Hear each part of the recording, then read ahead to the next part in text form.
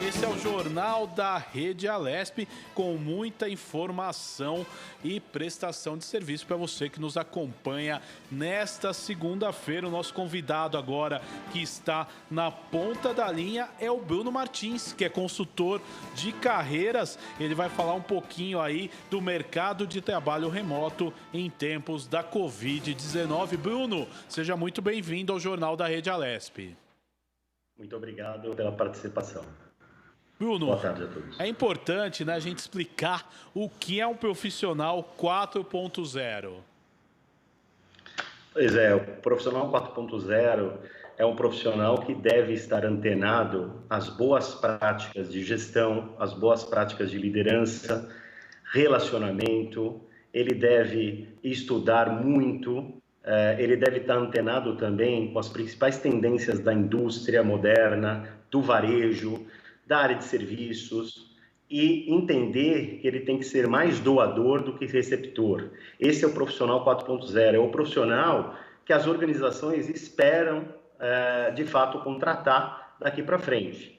E nada mais oportuno que esse momento de pandemia para a gente falar, né, conversar bastante sobre esse perfil, né, esse perfil que, de fato, as pessoas ainda têm dificuldade de se desenvolver, né, tem dificuldades frente a essa pandemia. Então, é oportuno realmente esse tema.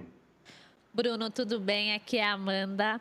Bruno, você citou que, entre muitas coisas, um profissional 4.0 é um profissional antenado às boas práticas de gestão, às boas práticas de mercado, relacionamento. Como é que eu posso me tornar um profissional 4.0? Como desenvolver essas habilidades? Eu acho, Amanda, que primeiramente ele deve olhar para si mesmo. O profissional 4.0 é um profissional que ele tem que se desenvolver internamente, seus valores, resgatar a tua confiança, aumentar o poder de relacionamento para depois trabalhar, né, essa qualidade nas empresas. Então, o profissional 4.0, a dica que eu dou primeiro olhar para si. Autodesenvolvimento, autoconhecimento é fundamental para que esse profissional desempenhe bem as suas atividades dentro das organizações. Hoje, os principais gestores de RH, CEOs, presidentes das empresas, avaliam muito a habilidade social, a inteligência social, do que o caráter técnico desses profissionais. Então, a minha primeira, né, sugestão tente cada vez mais se autoavaliar. Quais são as minhas competências? Se eu tenho a competência necessária para aquele cargo ou se preciso desenvolver determinado tipo de competência. Porque muitas vezes você não tem uma competência desenvolvida e você precisa desenvolvê-la. E às vezes você pode ou não desenvolvê-la. Então, esta habilidade de olhar para si, e poder desempenhar melhor a função, esse é a principal tarefa do profissional 4.0, com certeza. Agora, é importante também, Bruno, a gente fazer a seguinte colocação, né? Muitos gestores exerciam o seu trabalho de forma impecável. Quando esse trabalho, né, por questões da pandemia, virou um trabalho remoto, é difícil essa adaptação? Você acha que a maioria dos gestores enfrentou problema ou não? Você acha que o gestor automaticamente ele consegue se adaptar a essa nova questão? Ele consegue. A liderança é um tema hoje mais importante do que nunca, né? Porque o líder, ele hoje tem o desafio de extrair o melhor das pessoas, né? Mais ainda do que antes, né? Ainda mais no tempo que você faz o trabalho remoto. Então, o líder tem um papel fundamental nas organizações hoje para poder desenvolver a equipe, deixar o sistema da empresa, né, esse tensionamento mais baixo, porque as pessoas, obviamente, estão desmotivadas, elas estão preocupadas, né, é uma questão muito séria que a gente vive. E qual é o papel principal do líder? É realmente distensionar isso. Então, o líder, ele tem uma responsabilidade dupla. Ele tem a responsabilidade de não deixar os acionistas na mão, ele tem que prover resultados, ele tem que prestar serviços, ele tem que dar feedback do que está acontecendo na organização para os acionistas, é fundamental para o negócio. E, por outro lado, ele tem uma cadeia de colaboradores que se reporta para ele, que ele tem que cuidar mesmo, cuidar de gente. Ele tem que ser mais agora doador do que simplesmente receptor. A escuta ativa, o autodesenvolvimento, isso ele tem que disseminar na organização para que as pessoas continuem trabalhando de uma forma assim muito comprometida, né? Então, isso a gente pode falar da inteligência emocional, né? A inteligência emocional que se fala já há muitos anos, o conceito veio lá da década de 20, depois foi evoluindo para diversos nomes, primeiro como inteligência social, depois como inteligência intrapessoal, e na década de 90 se falou, disseminou muito esse conceito de inteligência emocional, inclusive em best-sellers e tudo mais. E hoje, mais do que nunca, ela entra em cena.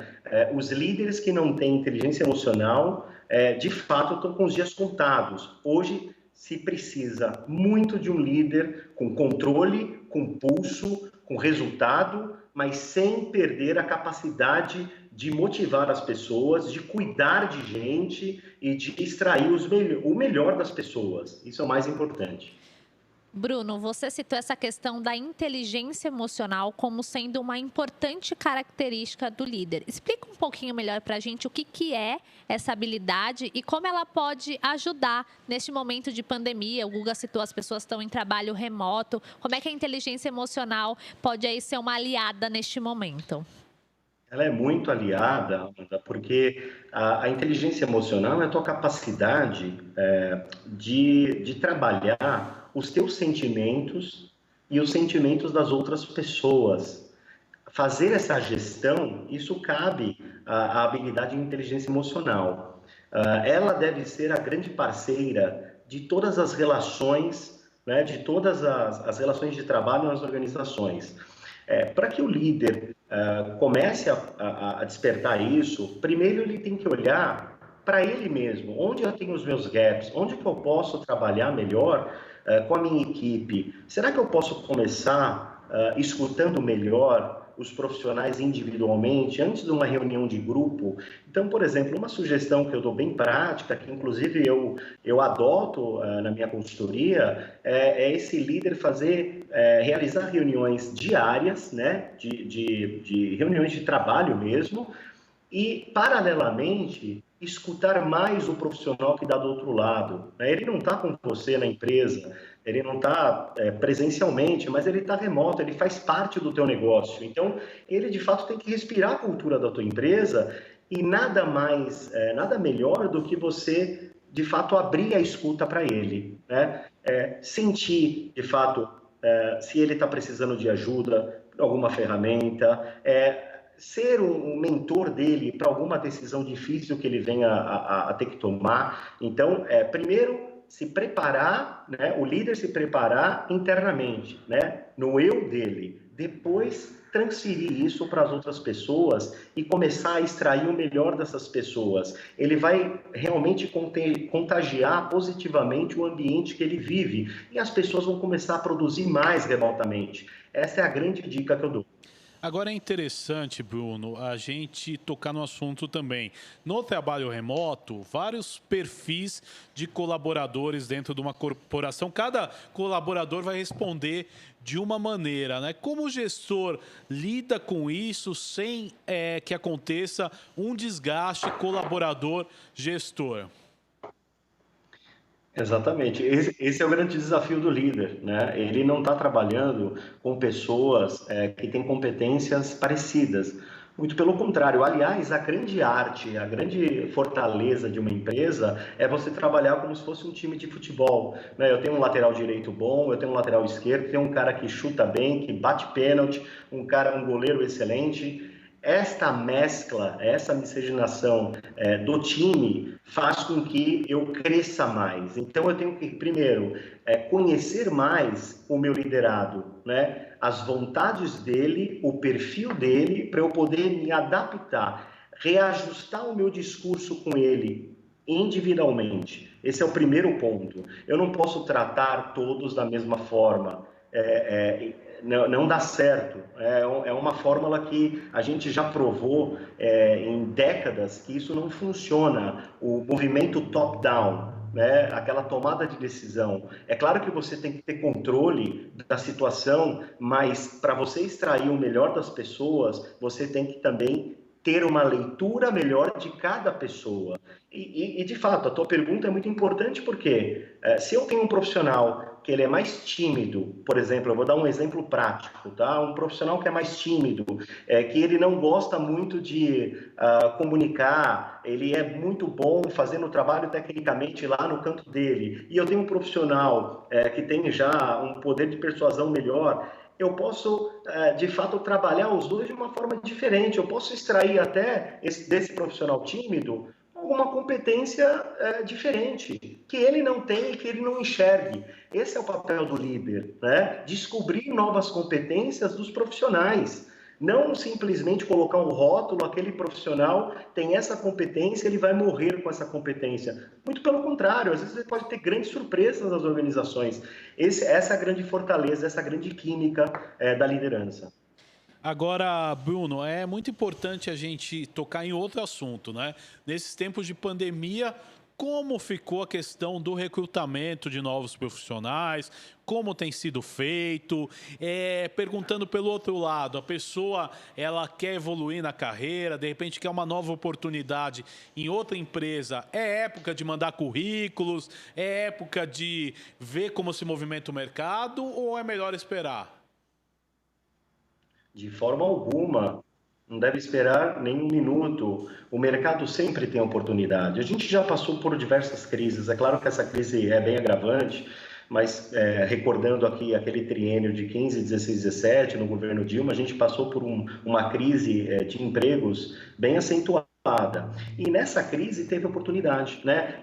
Tivemos muitas demissões e tivemos também muitas contratações até de cargos menores nessas cadeiras que já existiam. Então, a primeira sugestão não tire o pé do acelerador. De fato, dentro de uma crise, sempre existem oportunidades, principalmente com o profissional 4.0, aquele profissional que pensa diferente, aquele profissional que pensa em compartilhar conhecimento, que não fica naquela competência única, que ele abre o horizonte. Então, essa é a primeira questão.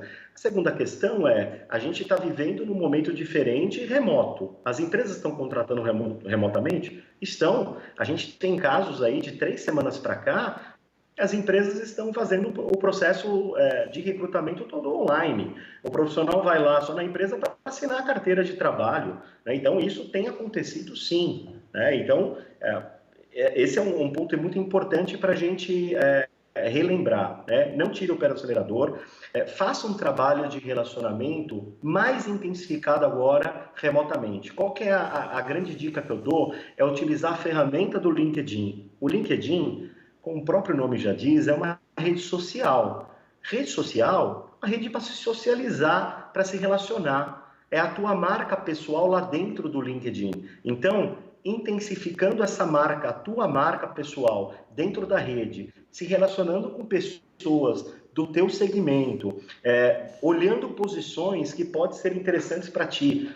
Isso vai ajudar muito nesse trabalho de recolocação. Então, aproveitar que esse profissional está em casa, mesmo aquele que está trabalhando ou que não está, ou está desempregado, é bem importante ele ficar antenado nas oportunidades. Então, esse relacionamento virtual, ele pode acontecer, ele não isenta, né? Ele não é trocado pelo relacionamento presencial, mas ele pode ser aprimorado, né? Então, uma outra dica que eu dou tente mandar mensagens objetivas para a tua rede, claras, sem ser invasivo. Eu acho que hoje a gente está sofrendo muito no LinkedIn e outras redes, invasão de mensagens. Mensagens muitas vezes agressivas, né? Você já mandando o teu material, já mandando o teu currículo, isso não é legal, isso não traz uma imagem positiva do teu perfil. Então, primeiro, estabelecer uma estratégia, né? Definir quem são os contatos que eu posso abordar. Né? Fazer uma lista mesmo dos contatos mais quentes que você tem, né, de primeiro nível, aquelas pessoas que validam o teu perfil,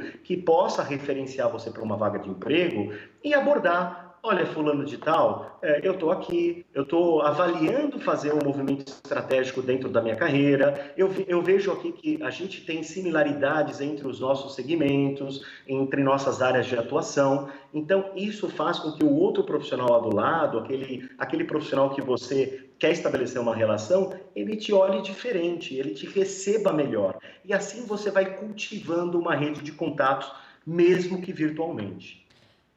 Bruno, você citou que as pessoas que estão em busca de uma oportunidade não devem perder tempo. Então, eu queria saber quais são as dicas que você dá para quem está em busca de um emprego, o que essa pessoa deve destacar no currículo para chamar atenção e aí conseguir a tão sonhada vaga.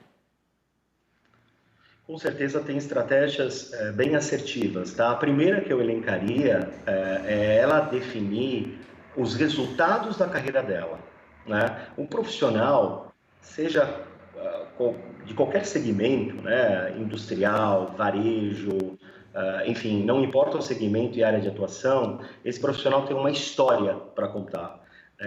O que a gente observa no mercado é uma enxurrada de currículos somente com funções, com tarefas, com que ele desempenhou. Então, por exemplo, um exemplo prático aqui, fazendo um trocadilho, um engenheiro mecânico que trabalha numa grande indústria automotiva, ele tem as tarefas lá de montagem de motor, de avaliação técnica de algumas peças internas de um veículo, ele trabalha na qualidade do processo de fabricação, de manufatura.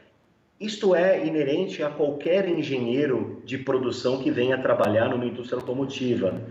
Mas a grande questão é o que ele conseguiu de resultados dentro desses projetos? Como é que o motor que ele projetou ajudou o faturamento da empresa, melhorou o EBITDA da empresa X, diminuiu o custo da empresa Y, organizou melhor os processos de qualidade da empresa, aumentou o nível de satisfação do usuário. Olha só, que legal quando você consegue reproduzir esses resultados dentro da tua trajetória. Isso deve ser colocado no currículo. Se você, inclusive, tiver números da tua carreira, eu faço realmente, por exemplo, uma comparação com a área comercial. O profissional de vendas, o profissional da área comercial, qual que é a grande fotografia dele? Os números de vendas. O quanto ele traz, por exemplo, de resultado, e ele trouxe de resultado para a organização. Então, a primeira dica é fazer um autorretrato dos resultados de carreira. O segundo ponto é deixar o currículo muito sucinto, objetivo. O currículo não deve ter mais de 2 páginas. Isso é um padrão já trabalhado no mercado. Então, tomar cuidado com muita informação no currículo. O currículo deve ter algumas partes bem objetivas. Primeiro, a formação acadêmica, o resumo de qualificações que você pode colocar os resultados e depois a trajetória profissional. Aí sim, você colocando as tarefas desempenhadas, as atividades que ele participou. Então, esse currículo ele deve ser a tua autobiografia, o retrato fidedigno do que você já fez na carreira. Em paralelo ao currículo, não menos importante, é o teu poder de networking, poder de relacionamento. Existe uma pesquisa, ela já foi falada várias vezes, que 80% das contratações em São Paulo, no Brasil, são feitas por recomendação, por indicação. Então, não adianta nada você elaborar um currículo bem assertivo se você não tem pelo menos um trabalho de relacionamento concluído, um trabalho de relacionamento explorado com seus contatos. Então, que são essas pessoas que de fato vão validar o teu perfil. Onde você não tem o contato, o currículo ele tem o maior peso, ele tende a ser mais importante porque é a tua biografia. Onde você tem contato, o currículo ele tem menos peso, ou seja, você entra por relacionamento porque o gestor está validando você para o RH e a tua indicação ela pode pesar mais no processo seletivo. Essas são 2 dicas importantes. Para quem também está desenvolvendo aí essa questão da transição nesse momento, se preparar também para as entrevistas. Hoje a entrevista é online, então cuidar da imagem, né, a roupa que você usa, até a coloração da roupa, tentar utilizar cores claras que não agridem o recrutador. Eu acho que a gesticulação, o olhar, né, como você olha para o recrutador, como você coloca as palavras, né, como você fala dos seus resultados, o equilíbrio nesse momento é fundamental para que você tenha sucesso na entrevista remota. Tá? Então, esses são alguns pontos que os profissionais podem explorar nesse tempo de pandemia. Bruno, eu quero agradecer a sua participação no Jornal da Rede Alesp de hoje. Até uma próxima oportunidade. Obrigado, viu? Muito obrigada. Obrigado, um abraço. Tchau, tchau. Este foi o Bruno Martins, que é consultor de carreiras, falou aí das novas oportunidades no mercado de trabalho em tempos aí de pandemia da Covid-19. A Petrobras